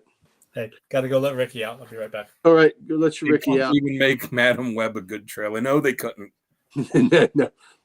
Madam Web was trailer trash. Yeah. All right. So let's move on. What was number two? Speaking of trailer trash, Matt Murdock is Marvel's number one man whore. I said false because I would go with Hawkeye because he's got Black Widow, Mockingbird, Scarlet Witch, Wasp. Who am I forgetting? Did he ever hook up with She-Hulk? I want to say he did, but I'm not. I don't know that he did. I feel like everyone in Marvel has hooked up with She-Hulk at some point. So that's why I would, and I know I'm missing one or two with Hawkeye. So that's why I'm going with him. Well, all the different love interests that Daredevil has had, in all these years. I mean, the big ones, of course, are Elektra, Black Widow, but he had Karen Page. He's had all these other women in and out of his life. And then in one of the series a couple of years ago, he was banging a married chick. So that's right. Yeah. I think that puts him on a whole different level, so Crypto. Well, I tell you what, that would be cool if Crypto was in the movie. He is. Yeah. Hawkeye. I don't remember that one. How about the cat? Well, haven't they made Hercules gay or bisexual at least? What? He is in the comics, but In the I mean comics. Yep. that's what he is. I mean, in mythology, that's what he is too. So I Yeah, don't yeah, get- that's true. In mythology Is it was true? yeah. Yeah. And Marvel sobered him up and made him bi. So so I don't mind them making him bisexual because, like I said, in mythology he was. that Yeah. he was. I don't like them making him sober. Drunk Hercules is the greatest. It Oh, should be with drunk Thor. yeah, the Hercules Thor issues were always so fun. Daredevil tried to sleep with me. So there we go. I still say Daredevil's the biggest man whore. I mean, Chris had a good point with Star Fox, but Star Fox is using pheromones. He's cheating. And see, I said Hawkeye because Hawkeye's body count, I went with all the other superheroes they had been with. Like I said, Mockingbird, Black Widow, Scarlet Witch, Wasp, and I know I'm forgetting one or two. I want to say She-Hulk, but I don't know if they actually hooked up. But so that's why Has She-Hulk though? I mean, that could be dangerous. Well, fun too. yeah, well, could be. It isn't easy being green, or it isn't easy doing green. I think of the three of us, maybe only Gary could stand up to sleeping with She-Hulk. I'm 60 now. I think I'm scared now. Number 3, Power Girls should never let the boob window close. Ever. Damn, Chris. He's Greek, of course. He likes the starfish. Did anyone bring up Power Girl? Yeah, Power Girl. Power Girl should never ever let the boob window close. No, It should never be mentioned with Starfish ever. Starfish. No, she never should. Never, ever. As Well, far that's as a banging good Power Girl, question. wasn't she dating Dr. Midnight for a while in JSA? I think so, and maybe Mr. Terrific for a while. I can't remember. I'm not 100% sure on that one. I don't is remember terrific. Mr. Terrific. I remember the Dr. Midnight, the one, the Pieter. Yep. And I know she always had a flirtatious relationship with Wildcat, but I don't think they ever, Me neither. like an antagonistic flirtatious thing, but I don't think they ever did anything with I know Firestorm used to have a big crush on her, but I don't think that went anywhere. Never, ever closed that. it. Damn, Boosh. Open the curtains. No, they should never close it because, again, you know what? Does the It's carpet comics, match the drapes? Is that what everyone wants to know? It's comics, and you know what? It's just one of those things. Superman and Batman wear their underwear on the outside of their pants. Nightwing is a man whore. Power Girl's got big boobs that she likes to show off. That's right. Great distractions. All right. Number 4, and we talked about this on the show. I guess last week, Dan and I talked about it. Twilight Zone was and is one of the best and most influential TV shows of all time. Well, Ted's got all his lives, so It'd be worth it. It'd be worth it. He'd give a few up. So yeah, we talked about how influential Twilight Zone is, and when Mike and I, when we go to our buddy Kurt's house, who's another Comic Logic co-owner, and we have Twilight Zone night, we watch the episodes, and then afterwards, each episode you can pick out some TV show or movie that cribbed off of it, that utilized something in that show. So, the writers Matheson and Serling and Buck Houghton and Beaumont, I mean, just stellar talent. He wouldn't need his Viagra. Yeah, he probably wouldn't. Yeah, she'd give him a heart attack, but you know what? You can have a defibrillator right there by the bed. Yep. There you go. Some things are worth dying for. So. Yeah, I'll agree with that. I mean, Twilight Zone, there's a reason that as old as that show is, that they still show marathons of it Yep. every year, and that people still talk about it. And, they did the remake of it with Jordan Peele that, I've only seen a little bit, but that was good. And there's, anything like that, there's a reason that it endures. That's right. There's a reason people still watch I Love Lucy. Well, right. Well, one thing that I think is pretty amazing about Twilight Zone, debuted in 1959. Yeah. And that first episode, Earl Holliman, who was in the pilot episode, just passed away a couple weeks ago.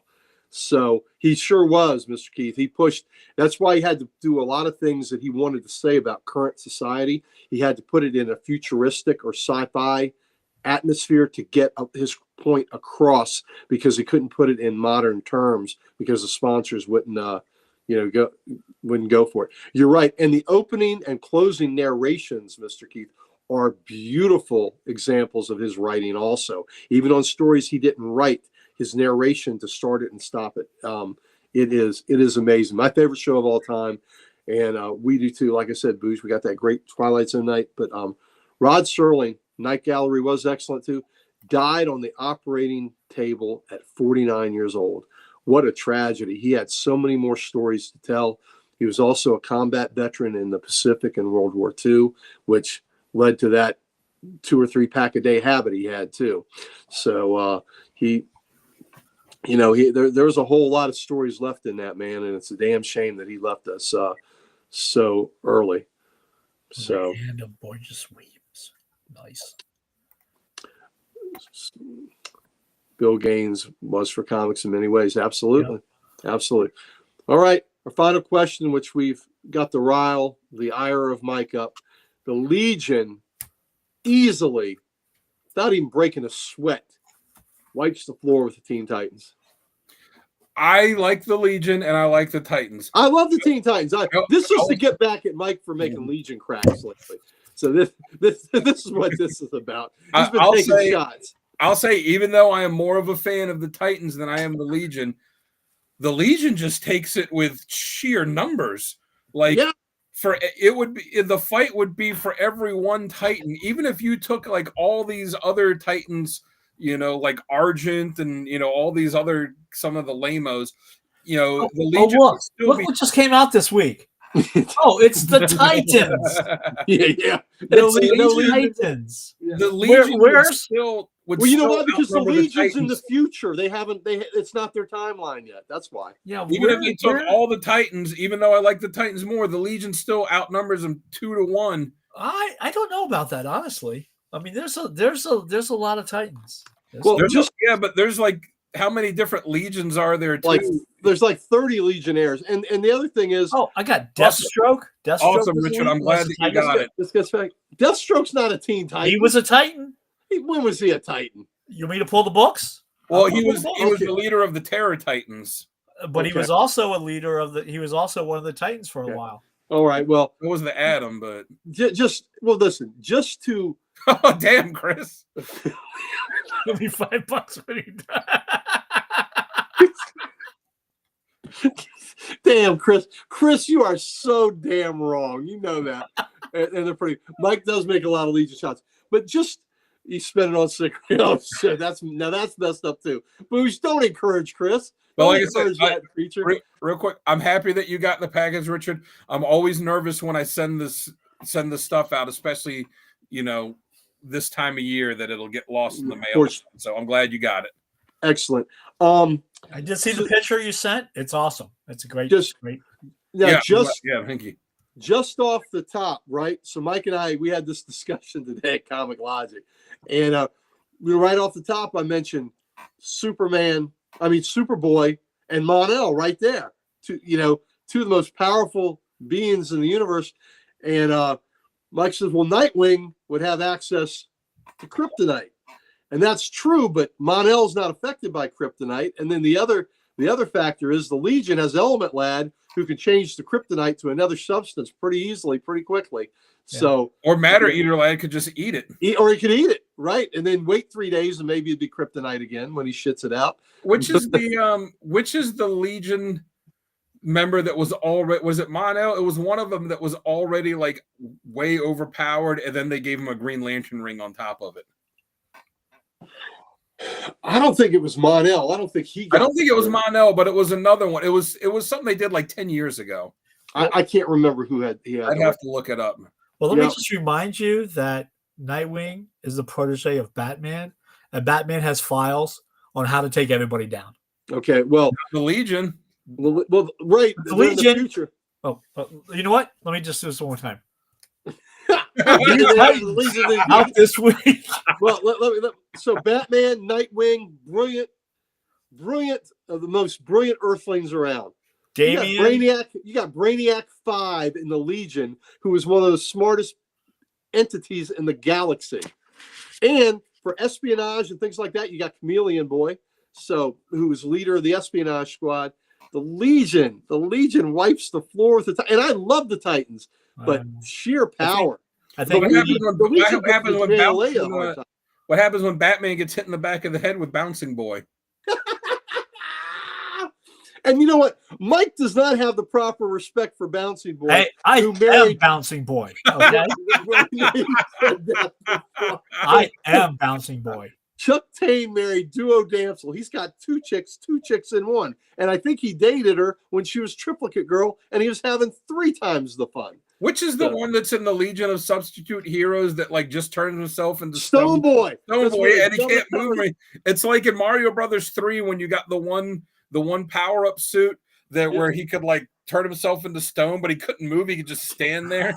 Yeah, they could have him turn into stone, and then they could have Ultra Boy throw him at someone. Yeah, exactly. Stone Boy is the most ridiculously stupid hero. That's why he's in the Legion of Substitute Heroes. It's Stone Boy, so dumb. These scat kryptonite would have on Superman. Chuck Tane. Yeah, awesome, Richard. I'm glad you got it. Yep, 9.6. That's nice, that's a pretty good grade on it. So yeah, if I think it was who was it? Bougie asked what he had me draw. So he had me do a Star Wars sketch cover where it was a reproduction or an homage to Silver Surfer 6 in place of Silver Surfer 4 or Silver Surfer 4. Yeah, in place of Thor reaching back with the hammer, it was Luke Skywalker with the lightsaber, and then in place of Silver Surfer flying down on him, it was Darth Vader with a lightsaber. Now that Richard has it, I'll post a picture of it on my Instagram tomorrow. Yeah.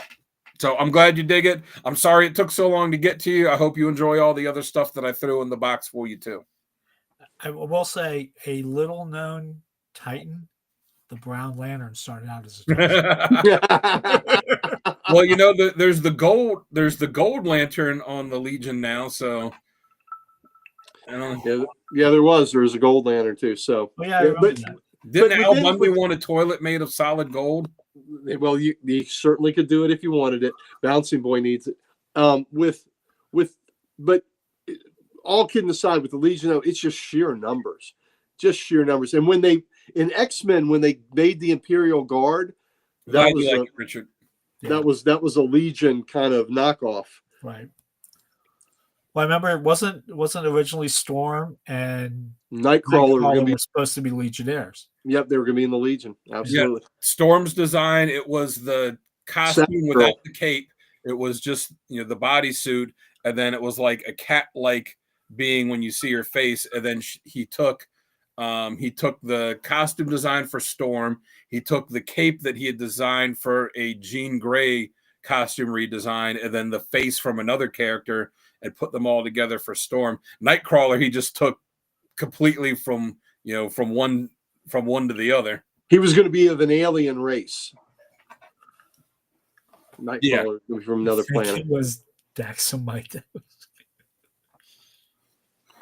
Yeah, I think it was. It was a Daxamite that was, I believe, that was given the ring in the future. Maybe because Daxam are just as strong as the Kryptonians.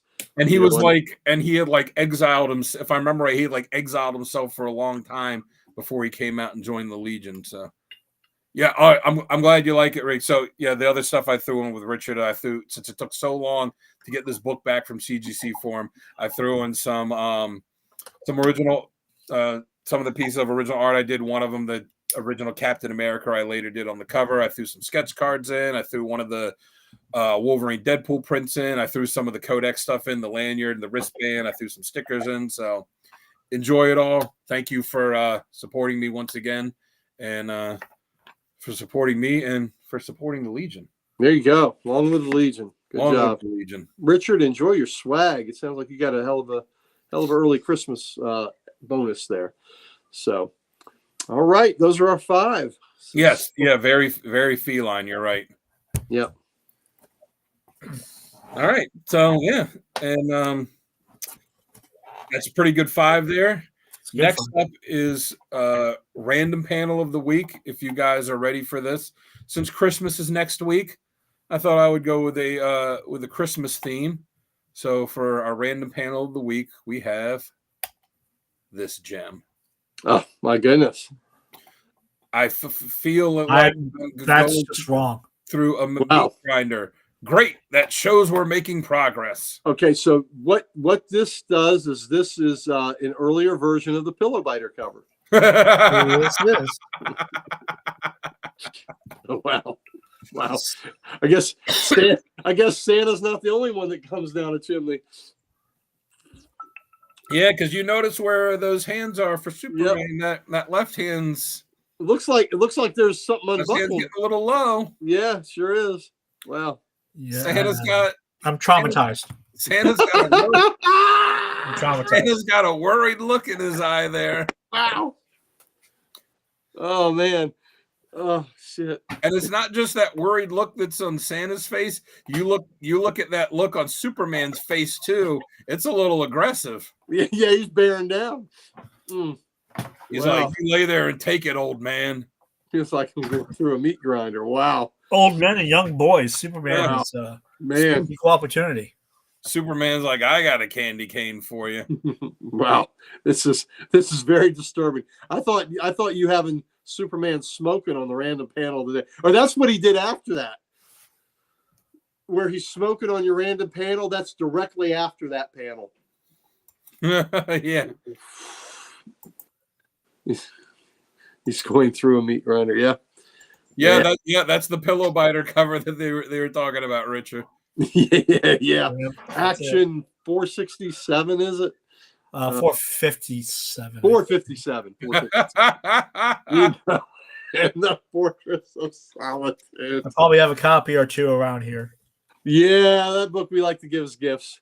Oh, to Oz, man. No, Chris, they were in Oz together. Ooh, that show was rough. If there's any show that'll scare you off of going to prison, it's that. Yeah. But so I that panel is the random panel of the week this week. That will also be the random panel of the day posted on the comic character of the day page on Facebook on Christmas Eve. And then there's another special Christmas themed panel that would be posted on Christmas Day where things are going even worse for Santa than they were in that Wow. picture. So you got a bad Santa vibe going with you, buddy. Yeah. All right. Now, if you guys are ready, we will move on to the F list. This is not Christmas themed, though I could have easily Is it done Legion one. themed? No, it's not. No, it's not. All right. So here we go. We are. You do not have an ally in Dan to down the lead. You're gonna wait for Okay, I'll Sonny. wait till Sal comes back. You gotta wait for Sonny. Oh, Sal's not gonna down the Legion. It's Sonny. Sonny, yeah. Well,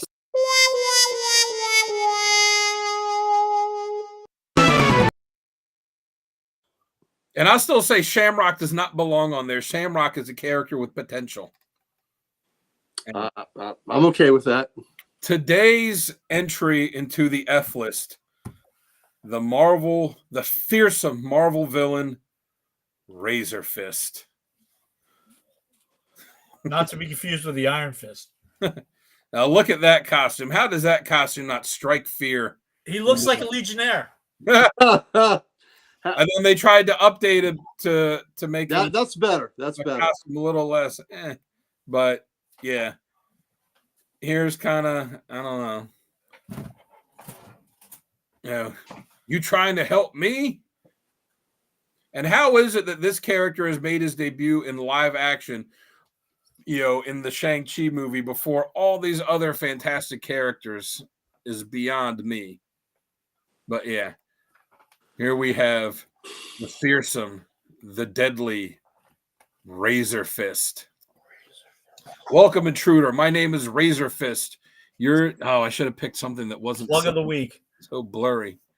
That's slice of the week. That's cut of the week. Yeah, that's him going against Shang-Chi in his first appearance. So, Razor Fist. Which one of you wants to take a... Exactly, Chris. Very carefully. Yeah. So yeah, Mike, Gary, which one of you want to take a stab, if you will, at giving us the origin of the fearsome Razor Fist? I'll let Gary go for this one. All right, Man. Gary. All right. He got kicked out of the Legion. Yeah. Ironically, his name is Jim Handley. Oh, really? Yeah, Jim Handley was in a chemistry lab, and there was an explosion, and it blew off his hands, and so he decided that that he would become a fearsome villain because he didn't like his stumps being laughed at, and he put razors on the end of his extremities because he thought that would strike fear in people's hearts and minds, and that he would not be ridiculed over fear of being slashed open from stem to stern. And it made him a very angry individual. He could So, never wipe his butt, so he right, exactly. He never wiped chafing. that. He's got chafing. Yeah, it gives a whole new meaning to razor burn. Yep, sure does. Really. All right, so Razor Fist, there have actually been, if you're ready for this, 3 Razor Fists. The first one, Well, it looks like 3 on that cover. Yes, yeah. Well, the first one first appeared in Shang-Chi. It was William Young. He was an assassin, bodyguard, and enforcer that was employed by someone named, God, it's only Marvel, Carlton Velcro. Did he do the Carlton dance? Was he in the Hellfire Club? I don't think with so. that first outfit, he could have been, right? Yeah, sure could have. See what he was wearing. So, yeah, He he distracted people with his outfit. so Carlton Velcro replaced his hands with steel blades. He battled Shang-Chi and was killed by Carlton Velcro's guards. So he was killed by the guards of the guy that made him. Wow. And then there were 2 more Razor Fists that were brothers, William and Douglas Scott. They were servants of Carlton Velcro of the Velcro clothing empire, I guess. Velcro Mafia. And they each lost a hand in a car accident. Velcro accidentally killed William, and so Douglas got beaten, was captured by Shang-Chi, and after his brother was killed, he became the next Razor Fist all on his own.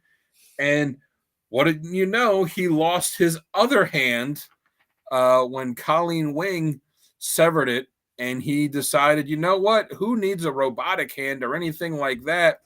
Let's put 2 big, sharp razor blades on it. Yep, and then he went on to fight Shang-Chi. He went on to fight Daredevil, as you see here, Mockingbird, and he's pretty much just been a punching bag of the Marvel Universe since then. And yes, how on earth does he change his clothes, go to the bathroom? I mean, I guess he can make a sandwich pretty easily. He probably has an easy time, swiping the mustard on the sandwich. Samurai Delicatessen. Yeah, Samurai Deli, John Belushi. Nice. Yes. See, look how buff he is. How the hell is he lifting weights like that? Yeah, I don't know. Maybe those blades must weigh a whole lot of money. Yeah, how's he lifting weights? Yes, he would come in handy With the bird and pig. Yep. So yes, somehow of all the characters, of all the fantastic comic characters we have not gotten in live action yet, we've gotten him. So what do you guys think? Razor Fist, does he stay on the F list? Does he ever make it off? Can we go lower than F list? Is there a G list? Is he going to the G League for the NBA? Listen, Razor Fist, I can't have any villain that can't even wipe his own ass cannot get off the F list. Yep. So there you go. My man. And he could have given himself prosthetic hand, but he wants razor blades. So this is not to make fun of anyone that's missing a limb. You can fix that. He with Ginsu knives. There you go. He can't wipe his own ass. He's on the shit list and the F list. Whenever they fight, that's nice. Yeah, how does he lift weights? Huh? That's what I'm saying. How's he get that buff? He can't lift weights with those blades. Oh, Richard says he doesn't belong in the F list. Is that because he belongs higher or lower, Richard? Yep. Richard, tell us why. And here's the other thing. How many have there been? He's so suck ass that they have to keep replacing him because he keeps dying. Yeah. But you notice in the movie he didn't have knives for both hands. Yep, you know what? It could be him and Edward Scissorhands that open up their own lawn service. Richard says he belongs on the D list. Okay, Richard's bumping him up. Okay. All right. But if he's taking a whiz with those things, he's got no D to put on the list. All right. He's going to bob it himself. Oofa. If we all remember John Wayne Bobbitt, it wasn't good. That happened around the corner from where I lived in Manassas Park. That's where they found the Schwanzstücke and put it in the big bite box. Were you living there then? Yes, I was. Yeah. Man. In Manassas Park, Virginia. Right away. And they put it in a big bite box. They really did. Put it in the big bite box. Wow. It belongs at Benihana. Hello, I am the. Yeah, there you go. I think Benihana is the best place for him. That is a great pull. That is the only way he makes it off of the F list. Yeah, he makes it onto the Benihana list. I agree with that. Benihana. The Moyle. Booze. Very good. Boom! It's out of here. Out of here, baby. The Moyle. Okay, in the park. So see, maybe he doesn't belong on the F list. We're finding all kinds of great careers for him: ice sculptor, Moyle, Benihana, lawn service. Mm-hmm. I'll say he can get up to the D- list. Well, you know what? It sounds like he could get a job. Yeah. So, I mean, I don't know how he'd get dressed for that job, but he'd have a job. All right. So, yeah, he's lame. He ain't getting off of there. So we are to that special moment where we are getting towards the end. But before we get to our review, I just want to say this is the last podcast of the year. So want to say thank you all for joining us this year. It's been a blast. And remember, on December 4th, we have the Code X Awards. January 4th. Yeah, we're going back in time. What am I saying? January 4th, we're having the Code X Awards. And one of the things that we'll be finally giving away on there is the Joker sketch cover that I did that is autographed by the entire team here. All right. We're going to be announcing the winner of this on the Code X Awards on January 4th on the Codies. So make sure you're there for that. Jamie and Gary and Mike just did a fantastic interview the other day with Omar from Near Mint Condition. You could check that out on our YouTube page, as well as the interview that I just did with the one of my favorites, the fantastic artist, and even better than that, the fantastic human being, Barry Kitson. Oh, great guy. Oh, I haven't checked that out yet. Super nice guy to talk to. And cool. After doing the interview, you'll come away from the interview knowing that, you know what, it's nice guys do get ahead sometimes. And his wife is wonderful. Oh yeah. Yeah, Kristen is so nice. Yeah, she is. We see her every year at Baltimore, and they are both so nice, so good. Rich is right. He's got options. He's worse than the Orb. The Orb is pretty bad too. The Orb can't rub it. You know, can you imagine if the Orb had that? He couldn't rub his eyes. Richard, I'm struggling, man. That Zorro cover is. I probably got 3 I'm toggling between. That Zorro cover is still right there. Yep. For me, it's Zorro tied with the foil Joker cover that was on an issue of Batman early. Yeah, I think Tim would fight you on that one. Yes. Barry Kitson just such a nice guy. Every time I've talked to him in Baltimore every year, he's Yep. always super nice. We'll sit there and talk with you, as long as you want. Super nice guy. So go check those out. And also check out, you know what? I'll let Gary tell you about it. He's wearing the hat. Him and Mike are the Code X representatives of Comic Logic. Why don't you tell us about that? All right, Comic Logic. We are Loudoun County's only comic book store. We're in Northern Virginia. We'd love to come see you. Mike and I are two of the proud co-owners. It's not just us. There's 5 of us, but Rob Kalin is our principal owner and the big kahuna. But you come in, you can see us every Wednesday. We were there today holding court. You can come in every Wednesday at 11 and you can see us, and we can recommend books. We can talk shop with you. We can just have a good time. We would love to see you. And you come in, you get that 4-color ink just like we do. You get it pumped in these arms. We get it right in the veins. That 4-color ink makes you swole. Read comics, make you strong.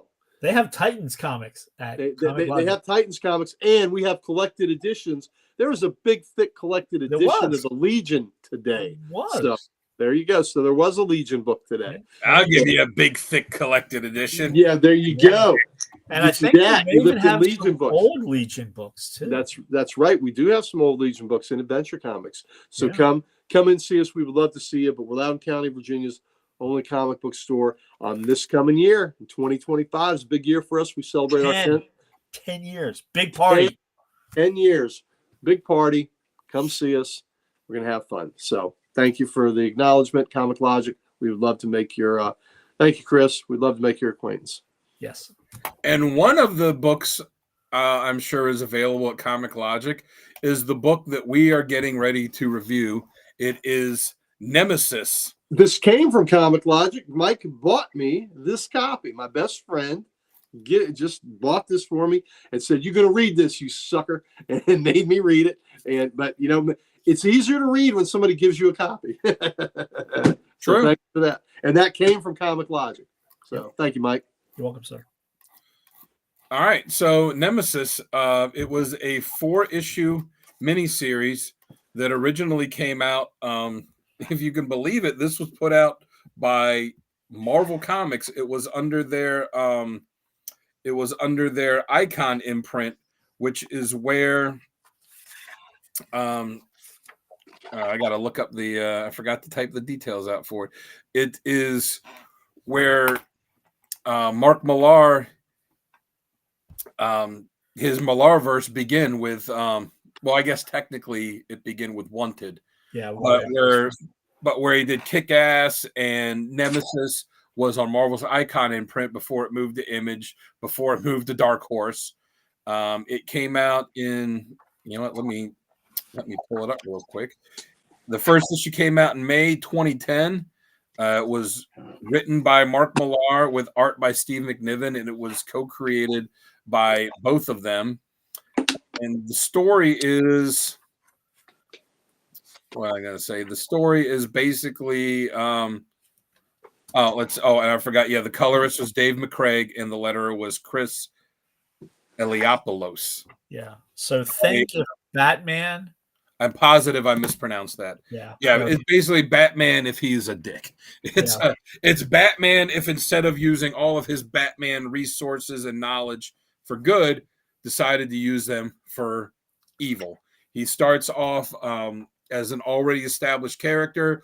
He is established as killing a lot of cops, police chiefs around Asia, and then decides that he is going to set his sights on the police commissioner of Washington, D.C., who he has a history with. He's there in Mike's house now, fiddling with his camera. Yep. He has a history with the police commissioner of D.C., who is a very famous, at this point in his career, commissioner getting ready to be tapped to join the White House as I think it was what was it, as Secretary of Defense, I think, if I remember right. Yep. And he decides he's going to target him. He goes off and does these elaborate schemes and plans, much like Batman would if he was a bad guy. And targets him, and then the book is about him going after him, and basically how to me it was like if Batman fought Commissioner Gordon. That's a pretty good synopsis. Yeah, and this book, it holds no it doesn't hold anything back. To say it is brutal at times and graphic at times is an understatement. So, since you picked the reading, Mike, you want to start off and let us know what you think about it? Yeah, I love this book. It's totally over the top, over the top villain. Like Dana said, it's evil Batman. It starts off with him killing a Japanese police commissioner by having him get hit by a train, and you see just him disintegrate on the front of a train. Yeah. The art, McNiven's art is amazing. Just when you think Nemesis, and they don't really give him a lot of background here, just when you think he's done something, it goes up to the next level. And I won't do any spoilers, but nobody is safe from this guy. He is just consistently taking it to the next level, taking it to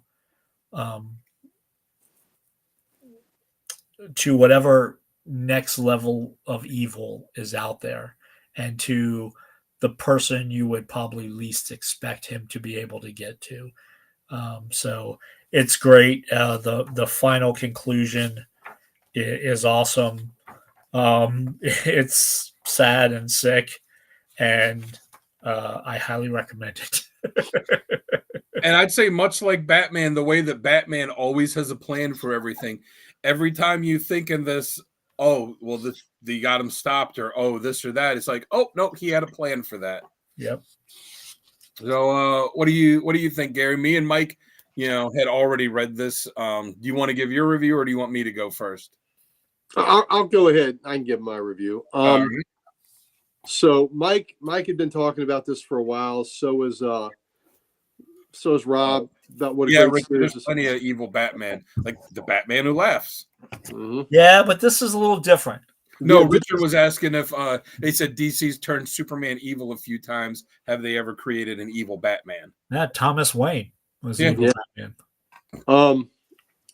So this book, let me say, it's beautifully written. It is fantastically drawn. It is a very compelling story. It is very engaging. It is brutal. There's an ending. There's some things that happen to people that should have been protected better in this that are just awful. And after reading this, I needed a shower. I needed to cleanse myself. It just felt dirty after reading it. I think it was really good. I guess what was tough was a lot of times in some of the great villains that you have something that you really like about this villain. There is nothing you like about this guy. Now, granted, this book didn't really show much of what his true origin is. It kind of gave you a origin that, they wanted you to think was real, but isn't really real. So I don't know what his story is. I just know he is just an awful human being, just awful. So, even with somebody like Luthor, hey, listen, you know what? It's a really great book, but it's just like, man, it's kind of like when I read Scalped. I felt like I had PTSD after reading that book, and that's a great book. But that's an awesome book. But even Lex Luthor has helped save the planet before, when push comes to shove. The Joker, who has his mania, which makes him very, very interesting. This guy is just an evil shit, and I don't know why he's an evil shit. He's just an evil shit, and you know what? you're right, Richard. He he is a bit like Manta, where he's just a bad dude. But Manta, we know a little bit of his backstory. This guy, I really don't know his backstory. But it's just what, kind of reminds me of I was saying the first, the first episode of Black Mirror. People say, don't watch that. If you do watch that in order, don't let that taint how you feel about the rest of the show, because the first one has some twisted scenarios in it. Yeah. This is akin to that. There's some twisted scenarios in this. And like I said, I mean, I really liked it, but damn, I feel dirty for liking it. So Yeah. Next time I got to get you to read Wanted. I Wanted? Yeah. Okay. The one I'm not going to read is Crossed. So, I tell you, yeah. No. That's the only book that I actually, much like you with Red Room. Yeah, I had to give Red Room back. I bought Red Room, gave it back to Rob, said, I don't even want my money back. Just take this back. Yeah. I cannot have this in my house. Well, I will say for Nemesis, I read it when it was first coming out, because Kick-Ass came first and then this came out, and it is it's fantastic. So the writing's great, the artwork is beautiful and brutal, and it doesn't pull any punches. There's the third issue when he's in jail and he is going after the guards, and that big splash page where he has the nightstick that he just puts through the guard's head, and it shows it all. Chris, you're a special individual. I love you, my brother. I love the way that he came from, at least the origin he's given in this. He came from his parents being rich, but they were evil. He got orphaned. He went out on his own, and much like the way Batman traveled the world to train, he did the same thing, but he trained to be a bad guy. And I didn't like how he trained that first dude. He trained him really good. He did train him well. He trained him really good. Yeah. Made him a hood ornament. But and he's coming back to now, and he even says in it, like, all of these police chiefs I went after in China and Korea and Japan, that was all training for coming after this guy who, they reveal, pretty early on the second issue that the reason he's going after the police chief at DC is because that was the one who busted his parents and caused his dad to kill himself and his mother to go to the electric chair. So that's his reasoning for coming in, but he's got these schemes much the same way Batman has, like I said, but just the evil version of it, that it's like a plan within a plan within a plan. Just when you think something's going to happen, like, oh, no, I didn't expect that to happen. I didn't expect him to get free. I didn't expect that guy to die. I didn't expect that guy to get shot. Definitely didn't expect the ending. And, like you said, this is the origin that we're told in this.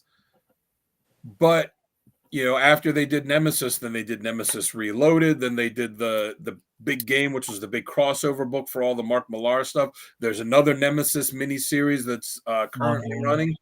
And, just the first page, when you get to the end of this book, not to spoil anything, when you get to the end of this book, you're going to be like, how did they do more after this?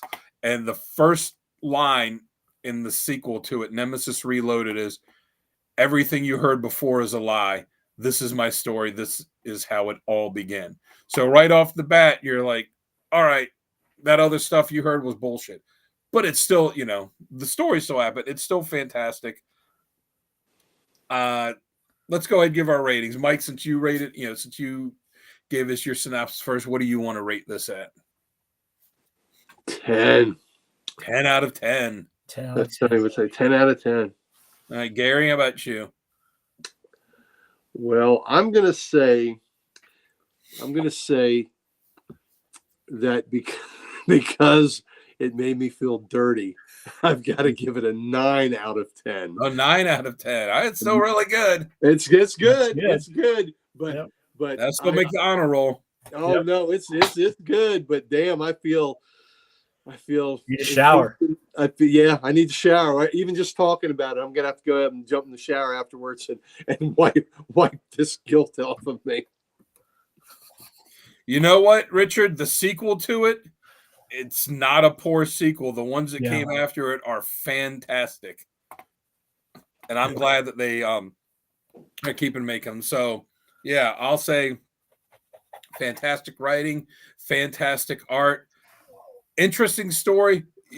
And it's one of those things when they say expect the unexpected, it really is. Like, I think as guys that have read comics for decades, even really good stuff, you kind of like, oh, this is going to happen. Then I did not expect from page to page what was going to happen in this. And there were some things reading when it first came out. I turned the page like, oh shit, I did not see that coming. Yeah. So overall, I'm going to do the Sunny 10 out of 10. Wow. 4 issues. I highly recommend it. The only thing I would have said holds it back is I wish it would have been longer, but it moves at a breakneck speed. And maybe it actually shouldn't have been longer because it moves at a great speed where it never lets up. It doesn't feel rushed. It feels like you're getting the whole story. It's just it's so well paced. I loved it. It was fun going back and rereading it again. It's visually stunning.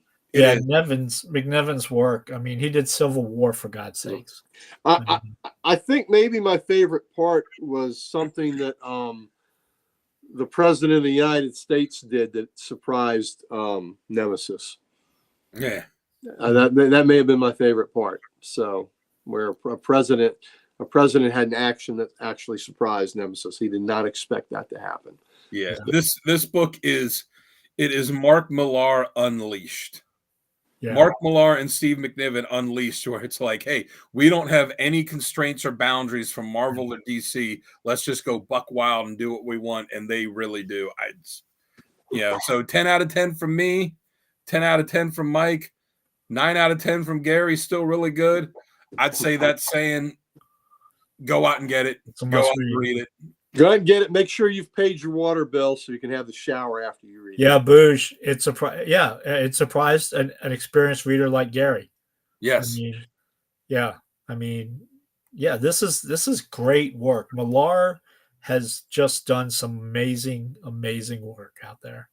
I would love to see this adapted into live action as long as they don't water it down. Oh yeah. Oh my God. That would be awesome. That gets an NC-17 rating easy. Oh, easy. Yeah. I'd say pick it up, dude. It's such a cool read. Yeah, it's fun. You'll enjoy it. It's fun. Wow. You sickos up there. It's fun. You know it.